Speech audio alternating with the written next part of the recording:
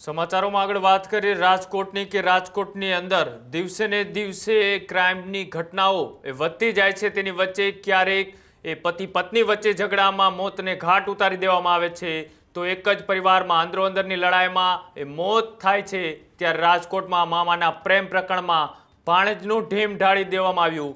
રાજકોટના ગોંડલ પાસે બિહારી યુવકની કર્ણપીન હત્યાથી ખળભળાટ મચ્યો।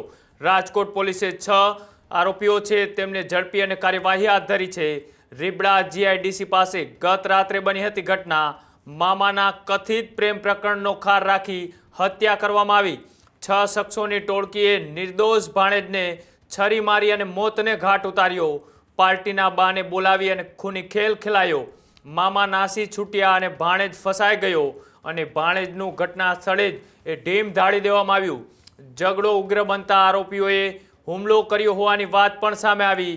જીવ બચાવવા માટે લાલુ કુમાર અને તેનો અન્ય એક મિત્ર તેઓ ઘટના સ્થળેથી નાસી છૂટ્યા હતા। ઘટનાની જાણ થતાં પોલીસે ઘટના સ્થળે પહોંચી અને તપાસ શરૂ કરી।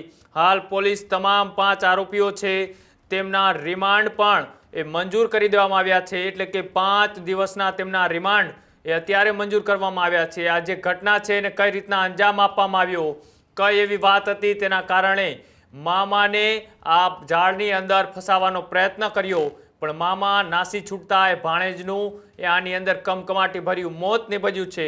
પોલીસે તપાસ કરતા શું ખુલાસાઓ થયા આવો તે પણ જોઈએ।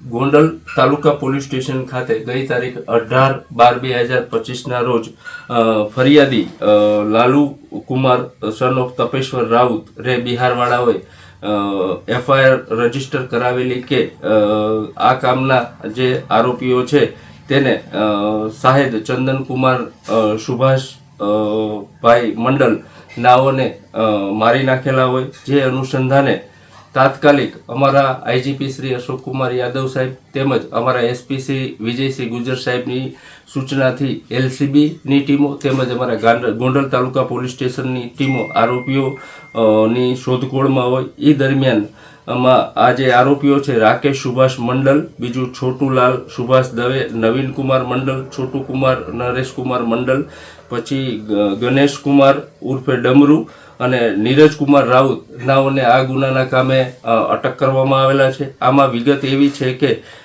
જે રાકેશ કુમાર સુભાષ મંડલ નાઓએ આ લાલુ કુમાર જે એના ભાઈની પત્નીને કેમ મેસેજ કરે છે તેવું કહી અને જે મારામારી કરેલી હોય। જે અનુસંધાને આ જે વચ્ચે પડતા ચંદન કુમાર નાઓએ તેને પ્રતિકાર કરતા તેના છરી વડે તેઓને છાતીના ભાગે તેમજ સાથળના ભાગે મારી અને મૃત્યુ નિપજાવેલો હોય। અને બીજા જે આરોપી છે એની સાથે મદદગારી હોય।